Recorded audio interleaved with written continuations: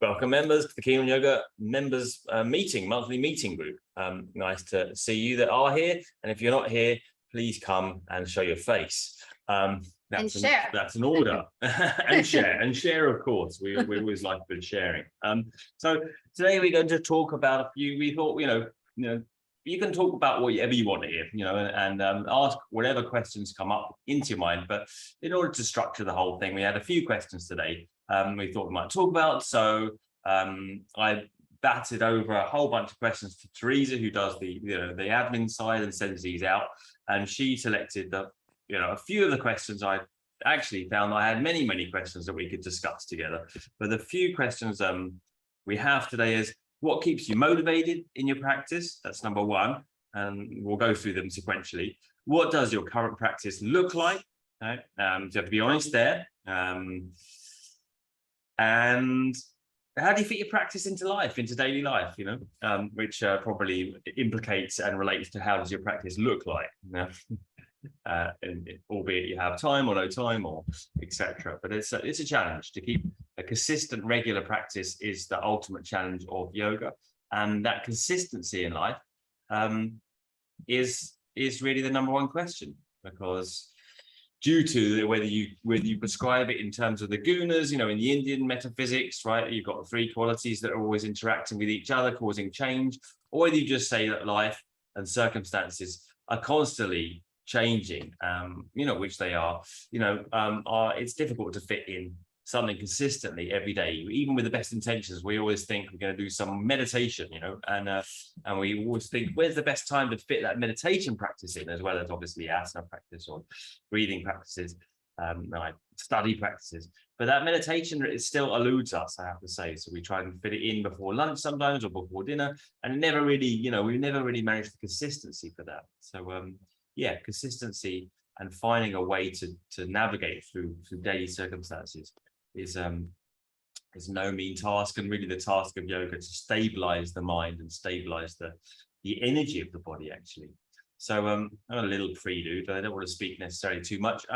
Well, our first question was, what keeps you motivated, which is perhaps an easier one, right? So what do you do when you lack motivation to practice? To turn to online classes, perhaps, or social media. I used to use social media, I have to say, in a certain manner, to look at images and practices that I found inspiring, for example. And that, I used to look at Sharat a lot, when I was very much into going to Mysore, and his words and as a teacher really motivated me at the time. So what about you guys? You don't have to stand on attention. If you have anything to say, just unmute yourself and and speak. Yunhee, hi. Hi. And Amelia's joining as well from Scotland, I think. So surely we have some thoughts on motivating practice.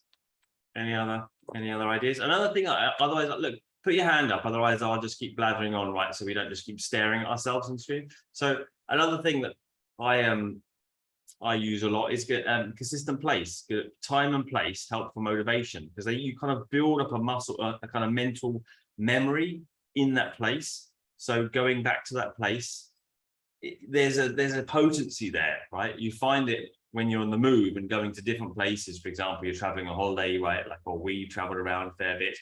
And those first days of being in one space that's not familiar to you can be really tough with motivation, because you kind of build up a resonance with a certain space, right?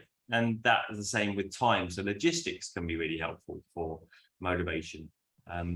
Just simply same place, same time, same kind of thing, obviously the motivation is easier, I feel, with Ashtanga to some degrees, because we don't have to think, we're making choices all the time. This is one place you don't have to think about what you're doing.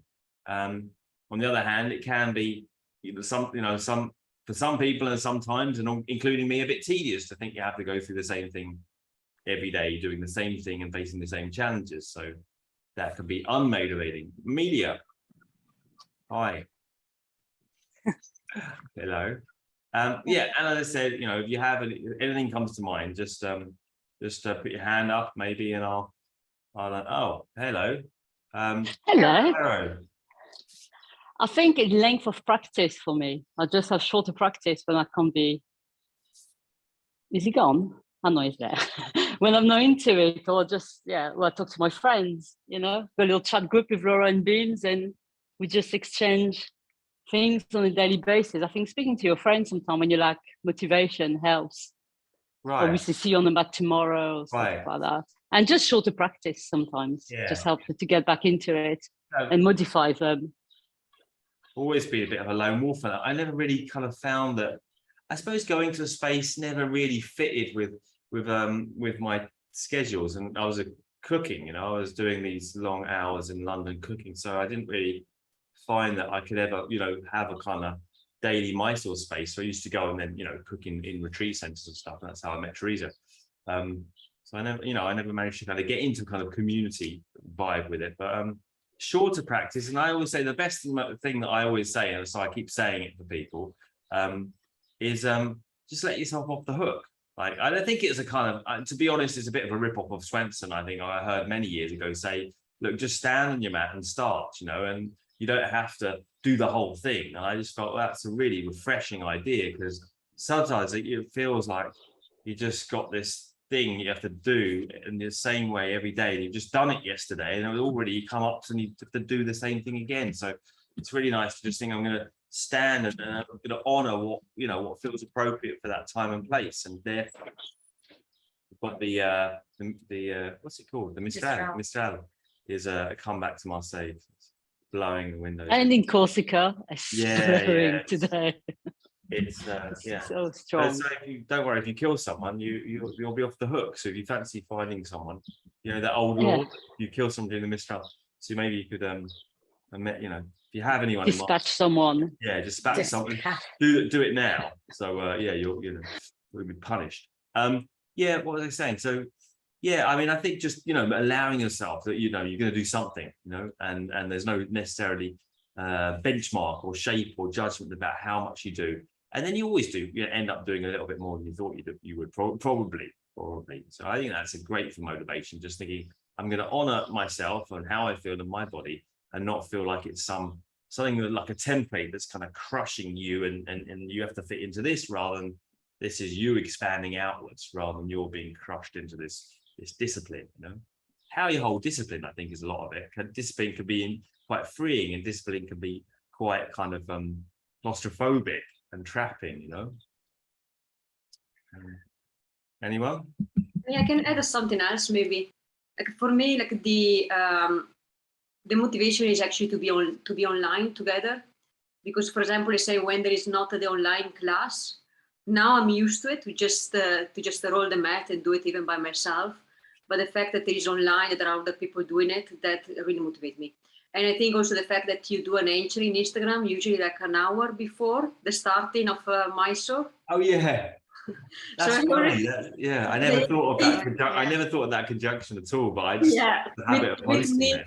With me, it really works. I mean, I can go sometimes I wake up and I'm like, okay, I'm gonna have a short practice, and then I check Instagram, and there is the entry, because usually, it's like 5:13 in UK. Yeah. So I always post around 6:30ish. Yeah, exactly. So it's right like 30 minutes before the beginning of the practice. So actually, it does give another perspective. You add another layer of the practice. It's not just asana. Yeah, that's really nice to hear. Yeah. I mean, obviously, our motivation should come from, considering, as I said, I used to, perhaps it's not the best admittance, in terms of motivation, but I used to look at, practices I found inspiring, and people that, that were doing things I was trying to achieve, and and that kind of thing, and that used to motivate me. But I'd like to say that I used to crack open the Yoga Sutras and find motivation in that. It'd be nice, and I often say, to try and find a deeper motivation. And I suppose also considering deeper intentions as well. I have had recourse to that as well. So to be fair, thinking about why you're really doing it, and and what if you could. And another one is, well, what if you couldn't do it? What if, at times you're injured, or, what if you had an accident and you weren't able to do it, and I often use that on myself, if I find I'm dragging my heels or complacent about, having something so helpful in one's life, in which inevitably we do and can be a bit complacent about that. But yeah, that's really nice to hear about. It's because the algorithms say you should post it similar time every day. So I just got into doing it at that time. So we kept it at that time. Yeah, that's funny, but it's really nice. And yeah, obviously, you know, I try and search for deeper ideas to interpolate into practice. Otherwise, how long can you just be into it if it's just simply for the vanity or even their physical health of your own body? It's not enough. I think at a certain point that motivation has to go deeper, you know, to keep you really sustained. And especially when I was in the height of my Mysore days, and I was you know, getting up to, I was teaching at 6, right? So I would get up at 1:30 in the morning, you know, when we were really into this Mysore thing. And you know, that was what Sharat would say he would do. He didn't always do it, to be fair, but you know, there was this thing that the Mysore teacher gets up really early and practices, and you know, and to get up at that time every day was so hard, not only physically, but it meant that I didn't even see much of Teresa in the weekdays, because she would come in and from work at like 6, and I would go to bed at, you know, 7 latest, to get up that early, you know. So yeah, it was a crazy kind of routine, and the motivation for me then, I suppose, yeah, it was having that teacher and that system, and the idea that there were other teachers at the time, that there were other teachers, my friends in Mysore doing that same thing, you know, getting up at the same time. And I did feel the semblance of that, just like now we have the online thing, you know, like, and you hear people's names and you see, you know, the same people, and that feels something, even if you don't have them there with you. You know, I had the same feeling about people I knew that would be practicing at that time. You know, we were all doing something kind of, you know, together, you know, made a difference, you know, motivation. Yeah. Anyone else want to chip in, or? I'll say a few things. Yeah. Yeah. Same thing though. I always like, I think something maybe what Monia was saying, it's better to do something maybe than nothing, like the shorter part, even if you know if you're not feeling great, like anything at all on the mat is better than nothing. I always kind of bring that kind of thought, but also, yeah, definitely reading your posts, Adam, some of the posts that you write, that definitely helps. But another thing I was thinking is just getting dressed, putting your yoga clothes on and just, you know, it's kind of the first step, I find sometimes. And I thought, oh, okay, well, I might as well do it. I'm all dressed. And I have the I've got all dressed up now. Yeah, I've had coffee. I'm good. I had, you know, but yeah. I worked with a woman who used to sleep in her gym clothes, so she would get up and go to the gym. Yeah, I suppose we've missed out coffee as a motivator, but yeah, unfortunately, it can be helpful as well. Too much is but those are my thoughts. My first teacher, John Scott, always used to practice when I knew him, actually, after he taught us, and he used to put music on. He always used to do, but that was the time, days before the internet, to be honest. So, you know, kind of, that was the only recourse really. So gonna put some, I remember his music choice was like some kind of very kind of new age, kind of like that kind of traveling kind of music, like, you know, Whale sounds. Not whale sounds. It was like a beat, like a, you know, jigadoo, jigadoo, like that, you know, like, yeah. But have we covered that? Otherwise, anyone else got anything to say about motivation? And yeah, I think, you know, I think the best thing is always to say, I'm going to do something. I'm going to get on the mat and do something. And, you know, it doesn't have to be, you know, it doesn't matter how much it aspires to be. It's just such a liberating feeling, you know. So you then feel that the discipline comes from you, and it's your discipline for your own use, and not some discipline from some foreign outside. You have to do something, you know. Maybe 3 days. I think I've got COVID. My husband's tested positive. For me to do 3 A's or something for the whole week. Yeah. I mean, just keeping your hand in, because if you stop, that's like, I just keep kind of always say, if you keep some kind of spark going, then the fire's always going. And when you're ready, you can amp it up again. You know, you can throw some logs on that fire and really start it up again, you know. But if you let it go out, it's really hard to start it again, you know. But if you just keep the spark going and just think, I'll come back to it when I feel a bit stronger, a bit less tired, a bit less fatigued with this whole thing, then, the spark is always going. And that means, standing on the mat, doing a couple of sun salutations, lying down. And then, it's still there. It's like the Olympic torch, it's still, the flame is still burning, and, come back to it when you feel like you can do more with it, because there's seasons for everything, right? I remember, like, I'll share this before we go on to the next question. You can think of any last rejoinders in the meantime. I remember when I started Hatha yoga with a British wheel of yoga, which is a kind of very English kind of, body of, at the time it was a body of older ladies generally. And I remember they had this at the start of one of their national conferences. I was only 18 at the time, I started yoga with Hatha yoga, and I was too young really. And so it was me and these ladies, and they put on this there is a season, turn, that song. Who is it by? Carpenters or something like that. And they all had us all dancing, and the first 10 minutes was us, me and these ladies, these old ladies, dancing to this old 60s kind of tune, like, and the whole theme of the conference was something like, the practice every, with the winter, the summer, the different seasons of the year and the different seasons of life, the practice would and ought to change accordingly, so it's very hard to be motivated if you have to motivate to a high octane every day, right? Rather than motivation itself can have nuances, and it changes, and what it means changes, so it's always expanding the terms is always helpful.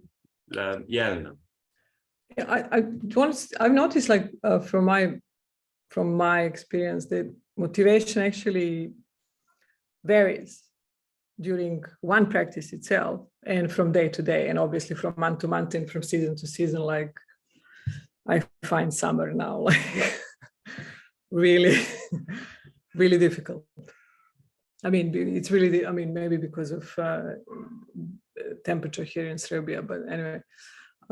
So it requires additional mental motivation to get up and practice, because it requires additional stamina to kind of deal with the outside temperature and then heat in the body, and then try to regulate too.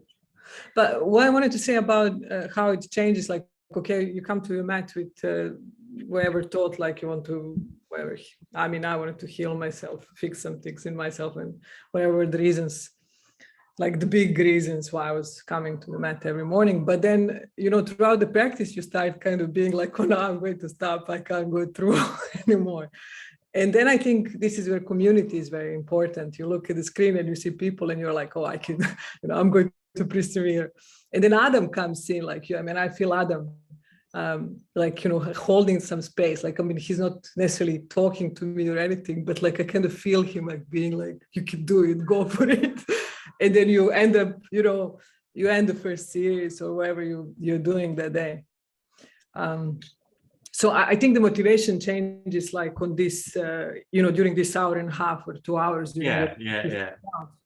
That's nice. Yeah. Because sometimes I come and I'm thinking, like, I'm just going to do standing, and then I'm finding myself on Janu, and I'm like, oh, maybe I can go a bit further. Yeah. And then, like, when I was in asana, I hear Adam's head in my head being like, you can do more. Like, and then I'm like finding myself at the end of the series, So anyway, this one I want to share.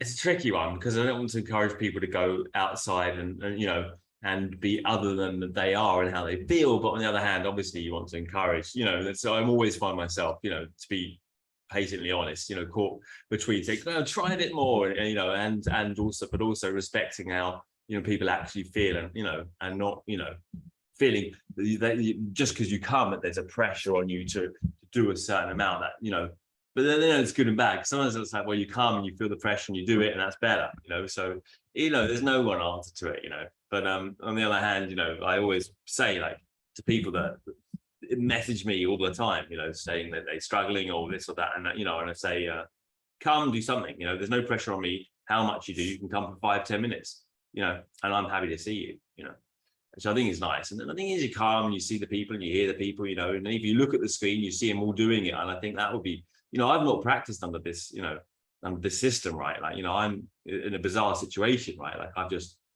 been the teacher of this thing, but I'm not, but I think if I looked at the screen and I saw everyone doing it, I felt like I was just like picking my toenails or something, you know, I would think, oh, you know, like you know, I'd be motivated by the fact that, you know, I saw like people just really trying, and you know, and I think that you know would definitely encourage me. So yeah, it's a wonderful thing that's been created quite serendipitously. I mean, I always say that Teresa told me to get online, and I said I'm not going to do it, and I kind of stormed out, and yeah, I came back later and I said, okay, let's just give it a go. But at that time, you know, like again, like this Mysore thing, you know. We were told you know, like it has to be physical adjustments. That's what the Mysore thing is, you know. So it's been a tremendous time for me as well, expanding out of the box of what was a kind of established kind of thing, you know, kind of group, or if you want clique or whatever, you know, that we were part of, you know, for those years at Mysore, you know.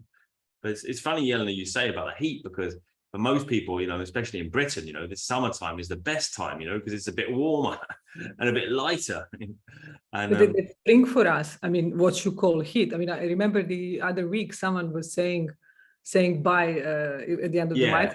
Like, oh, I'm going for a cold dip. It's 19 degrees, and like at that point in my apartment is 35, and I'm like, what?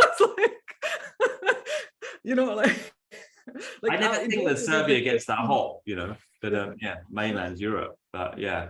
But I want to say, I was one thing about the adjustments. I actually really like the online method because there are no adjustments, because it actually allows you to really embody yourself, your body, and your practice. And I mean, obviously, the things would come, I guess, quicker, you know, getting your hands down in what is it called, Prasarita D, or whatever you're doing in the Supta Kurmasana, you know, taking a full bind and blah, blah, blah. But it actually, I mean, for me, motivation for the last 2 years doing it online was to actually see how long it's going to take me without adjustments to get there. And I actually really like that. Yeah, sorry, just about the Mysore. That's it's a bit of a segue, but it's always a segue I'm happy to involve in, you know, like, yeah, and give time to. I mean, I'm increasingly skeptical about the adjustments, having done it both ways, having been, you know, based on adjustments in my teaching for so many years, and now not at all.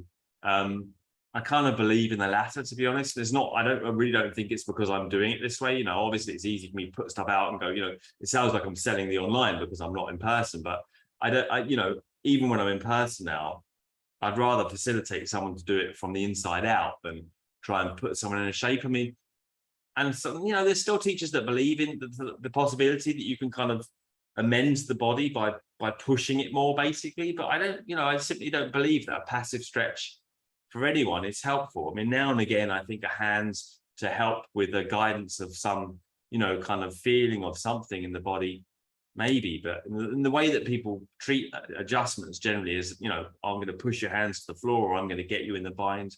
Yeah, I'm reluctant really to really entertain that kind of stuff that much anymore, because I don't really see it as working. I mean, I think ultimately, you know, an efficient, sustainable posture can only come from oneself, you know, and you know, it doesn't say the best adjustments I ever had, to be honest, as a student were probably from someone like John Scott, as I mentioned. And he just literally, when he'd come and he'd just put his hands on me without doing anything whatsoever, just resting his hands on a certain point in my body, something changed, you know, but he wasn't pushing, you know, or Darby, who would just push a certain point with a finger. Generally, you know, he's very much into this, as I am, you know, trying to keep the ribs in here, and you know, that would be, you know, how I relate to adjustments these days. But many people still contact me online and say, oh, I missed the studio and getting a good crank into capo, or it's like, well, lovely, it's lovely, and I, you know,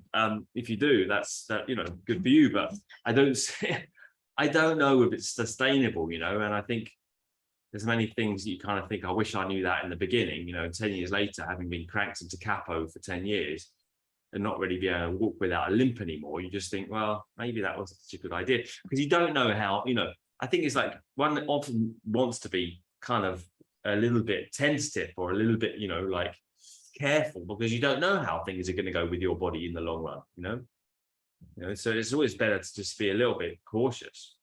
Because if I can just add one more thing, I mean, I think your cues are really good, because I mean, they are also the cues which are on very kind of a physical level, like, I don't know, like feel when for the chaturangas or the upward facing dogs, like, whatever. What's your favorite word? Yeah. Pull your feet. Pull your feet apart. Pull your feet apart. Or on an energetic level, so like, I believe that, and that makes you think and actually embody the practice. On a completely different level, because you have to be present and actually feel what's going on in your body, which I don't think, like when you go into shala and like when someone actually adjusts you and puts you in the posture, you get a bit more confused until like, oh, someone is touching me, this, that, and you're not necessarily 100% focused on what's going on and understanding to the extent I think I understand now, just by having verbal cues on what to do. I think so, because of the verbal cue, as you said, I mean, especially if it's a metaphor or an image like I use, you have to, Carol loves a good image, the concentric spirals. So, if you're using some difficult language, like, or images, the person has to do 75% of the work to construct that in their own body. And therefore you're active in the discussion, right? Aren't you? And you're embodying it, so I think it really brings the person into the equation, right? Where someone else's hands on you, immediately you're thinking a whole bunch of different things, right? Like, oh, am I doing it well enough, or they're pushing too hard, or just simply they're there as another energy, and or I don't feel like, I mean, yeah, I'm really a fan of how this whole thing has developed, over using different kind of cueing, and it's all been in the last few years, to be honest. I didn't do any of this stuff previously. But yeah, it gives the person their individual power, and it holds your space. And I think, it's the power of the word is got to be the strongest power we really have in life, right? Vak, right? Before in the beginning there was the word, and out of that power of speech. So yeah, thanks. I'm pleased that some of it's landed, and if it doesn't always seem kind of coherent, then maybe one day you'll get the softening the inner ears or whatever else. I said to someone, hold your ears, and they actually did it the other day. So my favorite was like, oh, don't hold your ears. Push your thumb in your chin. Metaphorically, yeah. When my chin I'm kind of yet to. We should push your thumb in your chin. Kind of do a kind of spoof where I give some kind of how crazy can I say something, like make an image until people just go, what are you talking? Typing in the chat box. Stop. This is ridiculous. Right, so let's move on, because we've only got less than halfway time left. Can you share? I mean, this is going to have to be really for you now, I think. All I can say, what your current practice looks like, maybe, and how you, what it was, where it came from, maybe, to contextualize it, what you're doing now, and what you foresee you might do. If I was to flesh out the question, that would be, honest, but courageous, but interesting. For me, I just say is you get your ideas together, or your confidence up to share. It's been for me many things over the years. I've done 2.5 hour practices, even ×2 sometimes. I mean, crazy stuff, because I am quite intense as a character, to 45 minutes, just 45 minutes when I was studying homeopathy, would only do very short.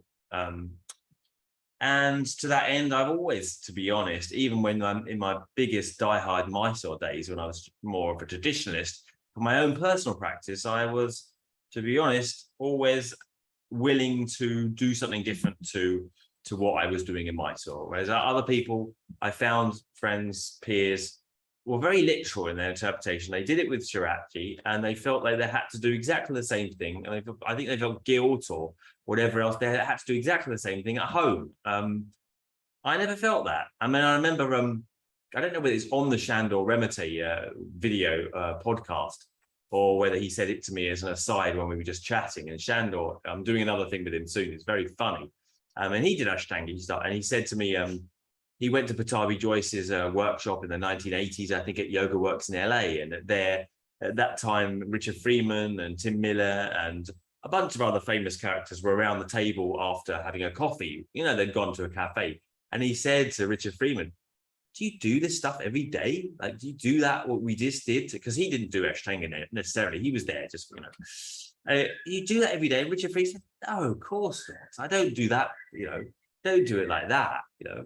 And I think that's something to bear in mind, that, you know, like we have an ideal standard set in Mysore, you know, but when you come home, I mean, to carry that on every day, you know, and go to work for most people or teach, you know, is a crazy proposition. And you have to be pragmatic and modify. And, you know, you want to do half primary and a bit of second, or you want to do, you know, just you know, half a sun salutation. You know, you have to allow that it, you know, the literal kind of ideal can break you, you know, and it has many people that they have to keep up to the ideal, and then they end up doing nothing at all because the ideal is just too much to, you know. So yeah, for me, I mean, it was never a decision. I did it the way that I had to do it in Mysore, because you have to do it that way when you're there. There's no argument, you know. But when you're at home, you know, it's your practice, it's your body, and it has to serve your life, you know. And it's insane to translate some of that stuff we did in Mysore to you know, what you do on your own mat in your own private space, your own home, right? As embodying yourself as yoga. That to me just seems like a no-brainer. You know, so yeah, I mean, if anyone else wants to chip in, you can just please just put me out of my misery as usual. But you know, for my part, it's changed, it varies, it will always vary, and I really don't know where it will go in the future. Sometimes it's, you know, it's really taken a back seat, and then other times when I think it's, you know, it's starting to become something a little bit, you know, more restorative, or more kind of, let's say, getting more into the philosophical side of it, and then suddenly I get really into the physical aspect of it again. So it really surprises me. There's an energy in the body, and it has its own kind of trajectory, its own ebb and flow. I mean, a couple of years ago, I was really just feeling like I'll just do the asana for maintenance. So, you know, so I would feel the integrity of teaching it, and that I was still doing it, and, you know, just to keep healthy, you know. And now I've gotten really kind of rather into the physicality of stuff again, and I'm, you know, challenging myself. And even at this ripe old age of over 40, whatever, I'm feeling like I'm, yeah, really in a good place, stronger than ever with it, you know. Yeah, so please, you know, what have you got to say? But yeah, I used to do half primary and then go and work on a farm in, like, as a field hand in an organic vegetable farm for 8 hours, and that was a really, really great time in my life. I was really enjoying that, and it was mainly broccoli harvest. And by the sort of halfway through the season, I could go, you know, pick up broccoli, breathe out, trim it, put it in the tractor, breathe in, you know, breathe out, do another broccoli. That was really good. And then I spent a long time in hospital doing for about a year, spending like 3 hours perhaps a lot of days, but not every day, because I wasn't able to keep it up all the time. But I was trying to do like trying to do full primary a couple of times a day, but I mean that doesn't happen very often at all. And now I'm doing not even half primary still, just trying to get on and start, you know, started again many years later type of thing. So yeah, I'm just really still a beginner, and I don't think I've always much more than that, really, to be honest. Really, yeah. You never come back to the same place. That's what I think. I mean, you know, what I was doing when I was young and what I do now, even in the same posture, is so ineffably different, you know. Even though I was way bendier and had more stamina, you know, when I was 20 doing it, you know. It's not the same thing. You always go like, you know, it's a tendency to go, oh, it's, you know, it's so much deeper now, and, you know, all teachers will say that to you. To be honest, I'm not gonna, you know, pull the wool over your eyes. I'd like to be 20 again, sure, but, you know, this is the way it is, you know, and it is a different thing. And because you have a different mindset and you're a little bit more grounded in yourself and a little bit more, and you haven't got that wild energy distracting you, it feels deeper, you know, it feels more potent what you're doing, but maybe that's just you know, just compensating or in your own mind for the lack of you know, physical dynamism that you had, you know, when you're younger. You're always trying to make a story up, don't know, but yeah, obviously it feels more profound, doing less now with more awareness, and you know, the idea is to do it with less, to do less and less with more intention and less physicality, you know. So well, I was doing it at 20 when I was just literally just treating it like a gym workout, really. And then I met Mark Darby, and he introduced me to the idea that now I teach from, which is the diaphragmatic breathing, which makes the world of difference. And then if you do it from the breath, not like, oh, you know, I often hear like breathe and move as a teacher, you know, as a yoga teacher, you know, and it's like, well, you're breathing anyway, so it's like, well, what is it about the breath, right? Like, you know, you're gonna have to breathe, like, you know. So the idea is it comes from the diaphragm, and when you move it from the diaphragm, you're doing, you know, you have that stamina, you have that ability to do it without any physical exertion. I remember asking Darby years ago, like, when you I never really, I almost did it once. When you lift up to handstand from seated posture, he used to do it from forward fold, right? Lift up from forward fold with straight legs. Is it strenuous? You know, does it, you know, is it hard? And he said, not in the slightest, you know, not in the slightest. I mean, that's obviously has a natural ability, but you know, when you tap into the breath to the degree that people who I consider like Darby, you know, a real yoga master, you know, it's effortless. It really is. That I would say with all honesty. Yeah. Anyone else got anything to share about? What are we on now? How's your practice look then? How does it look now? And how will it look in the future? Anyone got anything to say about how the practice look in the future? But yeah, no. Yeah, always. yeah, always. Fellow talker. Relied on for a good comment. Yeah, go for it.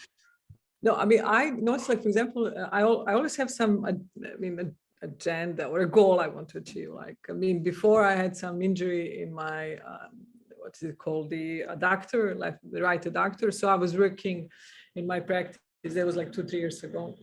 And everything in my practice was kind of dedicated, or there was an intention to fix and retrieve the movement in the right leg and the right hip. And that it took me like, I don't know, 6 months to a year to get that back. Then, as you know, what I shared before with you in the emails, to the issue with my back and my upper back, and the problem that I had, the psychological problem I had with not being able to open my chest, or how do you call it, open my actually spine. I spend, and I think you notice that I spend a lot of times in upward facing dogs and I'm still working on that. and with back bends, I should probably do a bit more of the the beginning of the second series, but I just don't have strength. So, for example, currently my goal was to build the strength and stamina. I mean, you know, I'm like 45. You know, I spent, I mean, the last 20 years I was working mostly at my computer. I was just being like a tourist in yoga, not really practicing like I'm practicing in the last 2-3 years. So, so I need to build the strength. So my current practice is about building the strength. So yes, and then the other thing I've noticed, for example, if I because I obviously work also, it's not that I only practice in the morning and then I can just sit and chill. I mean, I actually have to work afterwards. So if I only have meetings and like if I have to send me emails, so I don't have any kind of demanding mental kind of activity, or the what do you say, intellectual activity to follow after yoga, then I'm fine to practice for 2 hours or over 2 hours. But like last week on Thursday, I had to do some writing and some heavy lifting, and I just decided not to practice that day because I needed to use all of the energy I had to do this heavy lifting writing I had to do. Yeah. So I don't know whether that's age, summer, temperature, whatever it is. I mean, for me these days, it's these kind of decisions I have to make. I mean, yeah, I mean, the obvious thing is you have to use that practice to serve your life and not the other way around, and yeah, I mean, sometimes also I'm going to say like the motivation, something about motivation, or yeah, that motivation in your practice can be different. So yeah, at one point it's healing your adductor, at the other point it's your back. So that's an interesting point as well. Like, at different points, practice evolves around healing a certain injury, or around a particular thing, like, or around even a particular, sometimes it focuses on a particular muscle group or posture where people are experiencing some sense of opening or fear or etc. So yeah, I mean, that is an interesting thing, how the practice could definitely kind of take on a completely different quality if you're doing something specific, or at a certain point, healing some emotion or healing something physical. It can look, well, it can look the same even, but it can, the whole focus and the whole feeling of it can be completely different, and it's the whole thing is dedicated to that, and then it could be dedicated to something completely different. If you lose a loved one, or if you something like that, then it becomes a completely different scenario as well. Rebecca. Hello. Hi. I think as a student, it looks like I found two really great teachers here in St. Pete, Yuri and Nadia, and I've been to led primary class, which was really, really great to attend.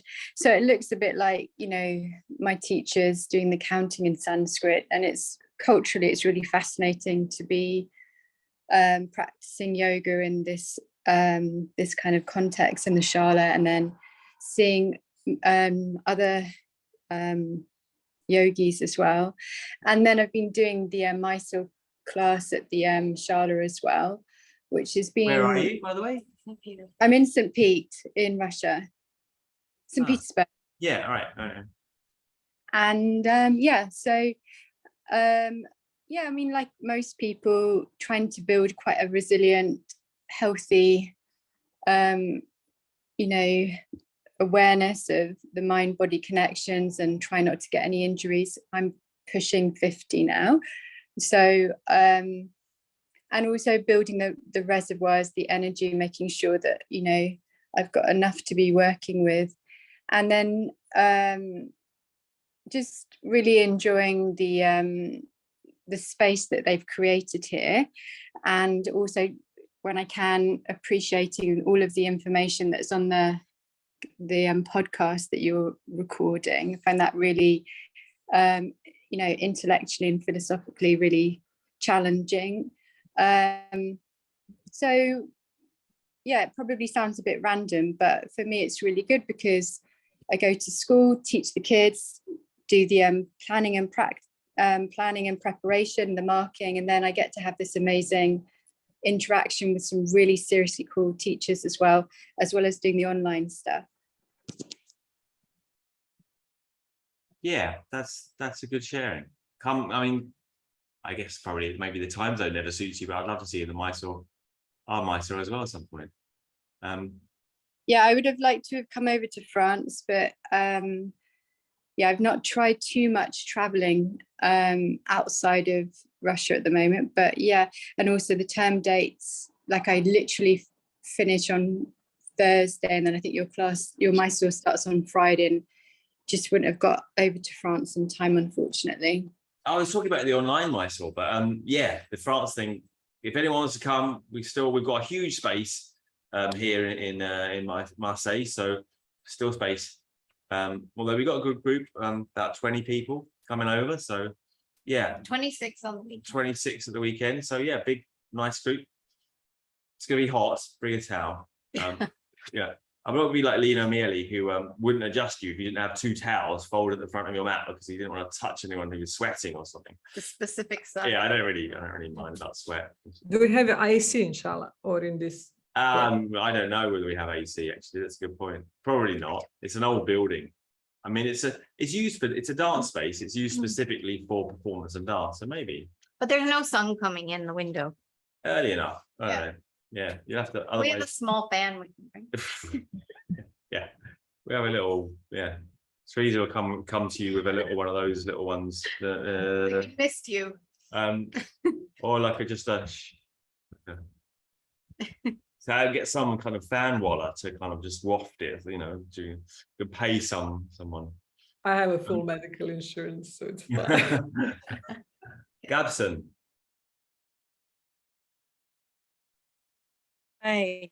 Yeah, I just wanted to, I guess, share sort of what I feel. I guess I feel like, I don't know if I can say I have a practice still. I'm not doing it as regularly as I should be.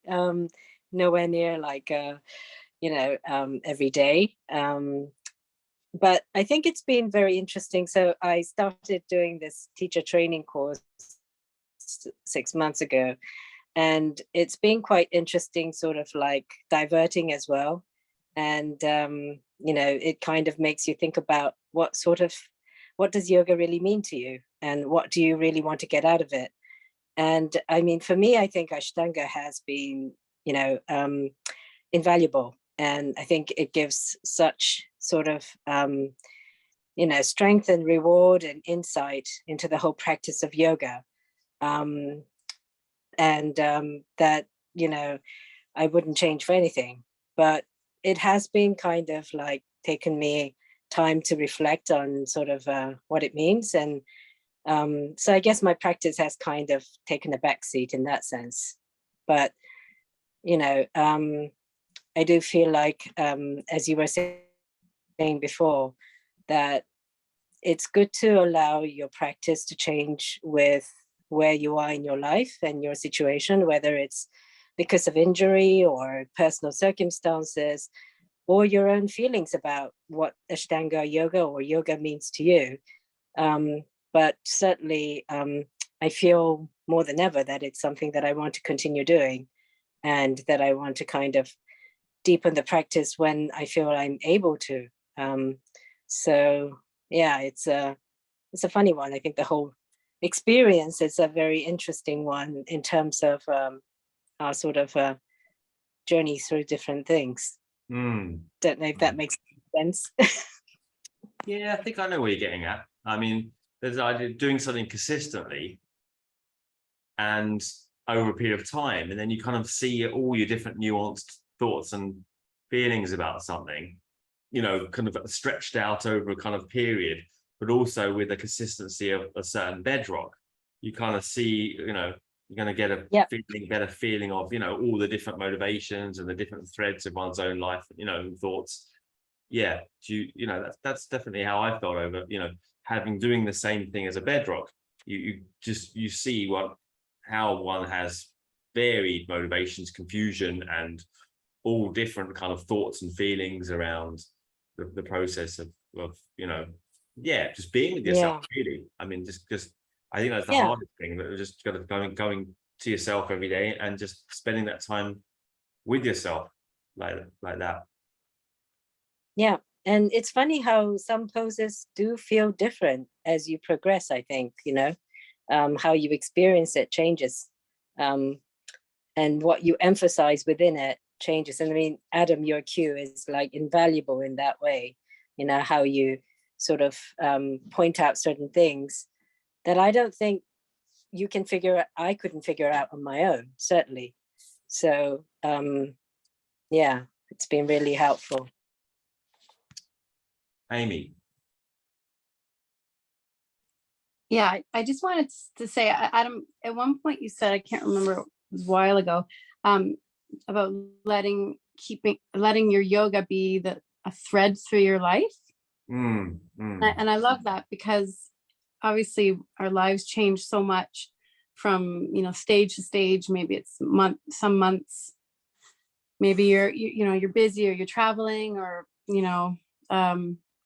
a week, maybe my son is sick and he's home from nursery and I can't actually have that time to dedicate to practice and to kind of I want to say progress in just in the sense of the asana, in the sequence or whatever. But definitely, like, I find for me, like there's stages where I'm just maintaining. I'm just getting on the mat. I'm not trying to, you know, be better. I got better in whatever sense, you know, I guess, you know what I mean? Practicing, you know, I guess more cleanly or seamlessly as the day before or whatever. But, and then there's times when if I feel like if everything is, you know, settled and you're able to kind of get enough sleep and you're eating well and that kind of thing, of all your ducks in a row to practice, you have that space in your life to dedicate towards refining things. That's, for me, I find that's what it's been like right now. I'm getting on the mat. Definitely, I'm trying every day. Some days when we were in Paris, I had the tiniest hotel room and I could only practice when Arthur was sleeping and the curtains were drawn. It was dark. I could barely see. I had to keep really quiet, which meant in a good way, because you had to land lightly on your mat, which is harder and better for your practice, not to wake them up. But, you know, and even right now I'm at my in-laws, which is, I'm going to try and practice online this week. But again, like trying to balance life and things going through. But I like that, coming back to that thread, as long as you keep it there in whatever capacity, it will come back to, you know, what you want it to be. If it's not at the moment, it will at some point, because everything's changing all the time. You know, I think that's, over the years, that's the one thing, if I can say, that I've learned, and because it's tried and tested, you know, like it's, you know, I've had times when I'm thinking, oh, it's never going to be what it was, but it is, because things are going to change. And, you know, I guess when I'm talking in progress terms, in terms of like, oh, you know, I want that posture, I want to feel good in that, and, you know, and then it goes and something happens and you feel like, oh, I'm never going to get back there, but you definitely do, you are, you know, at some point. Also because continuity isn't literal, that the thread isn't you know, isn't the same, you know, it's just like you never step into that. It's the same water but a different feeling. And so that's the idea. When I say that the practice is tantric recently, I think, well, the definition or etymology of tantra means continuous, or it means thread from a loom. And the idea is that you involve, you know, ultimately kind of try and involve all your experience in that same continuity. So everything becomes, you know, in all of one's life becomes this sense of continuity. There's a sense of sameness, you know, or involvement. All right, you know, I think the problem with negative feelings in life is not necessarily that they're negative, it's more that they're jarring, that there's a sense of disconnect. There's a sense, there's one feeling over here or another experience over here, and nothing connects to the same sense of person and the same sense of continuity. It's just, and that's what confusion and the suffering of confusion is, really, I think. And so having that continuity in practice, it sets a theme that there's always something there which remains not literally the same, but remains, you know, it remains that same basis. It would also be like non-judgment too, right? Not judging it as in it's good or bad. If you're just looking at it is what it is. Yeah, there's a thread, but it has no texture, it has no smell, it has no particular definition. There's just something you can't put your finger on. It's there, that carries on, but it's because it's always completely different. Seems like it's not the same thread, but it is the same thread. Anyway, that's what I like that thought, that idea. Yeah, me too. Any final words? Caro, surely you've got something to say. Otherwise I'm gonna have to turn over to Teresa to speak. And speak, but I mean, you know, I practice only Ashtanga 2-3 times a week max at the moment. So I do my own class on Saturday, and, you know, I'm a die hard, so I do the drills, you know, 2-3 times a week with her. But I like it. It's not set, you know. Yeah. And I think I just fit it around my life the way. Sometimes I can't. The work at the farm is too hard. I just can't do it because I'm loading, unloading, blah, blah, blah. So I just can't. I'll just do a little bit or something different the next morning. And I think I like it. But I think, the mice online is it's brilliant. You know, I'm really looking forward to tomorrow morning because I don't have the time. I'm not starting until late. So I've got it all planned in my head, you know, my coffee at the time, my practice, my shower. It's really hot at the moment here. So yeah, Yelena, I feel, I mean, you know, here it's about what, 30 degrees every day. So I absolutely love it. I think it's fantastic. So I don't know. I think it's so much but it's time changed doing- from before. Before I used to be quite fanatic. I was never good, but I used to do 6 days a week. You know, Ashtanga tourists, going to all the teachers, having a lot of, you know, fun on the way. But you know, like everybody, you grow older and wiser, and it's nice. It's nice. It feels, and you know, energizing, which I think is what I like the most. And fun. If it wasn't fun, there's no point doing it, is there? All right, everyone. That we're dead on time. We didn't do our third question. I have to say that for next time. How do you fit practice into? He had 10 questions. Yeah, I have loads of other questions. And if you and anyone who are watching it as well, you know, if you have any questions that come to mind for discussion topics, for God's sake, put them down for us, and we will talk about them next time. And yeah, I mean, for me, I suppose like a last parting shot would be that the practice has to. The continuity is something about doing what needs to be done, and for me, getting on the mat, you know, certainly when I started it was about me, and then suddenly at a certain point it starts to shift about somehow, and I still try and turn these questions constantly in my writing and anything else, what devotion means or what something other than yourself means. But yeah, it comes to a point where if I didn't do it, I would feel that there was something I hadn't done that, you know, I don't want to say I ought to do, but there's, you know, there's some sense of giving back or something. I haven't framed this exactly as I want to yet, but yeah, that to me is something to do with the continuity as well, or the constant daily, you know, it's like an offering, something like a puja, you know. I mean, they're never in you know, traditional societies, and whether India or any other indigenous societies ever get up or do stuff without making offerings, etc. So it's part, you know, this routine ritual, you know, is part of our culture, and I think we lost that to a great degree these days.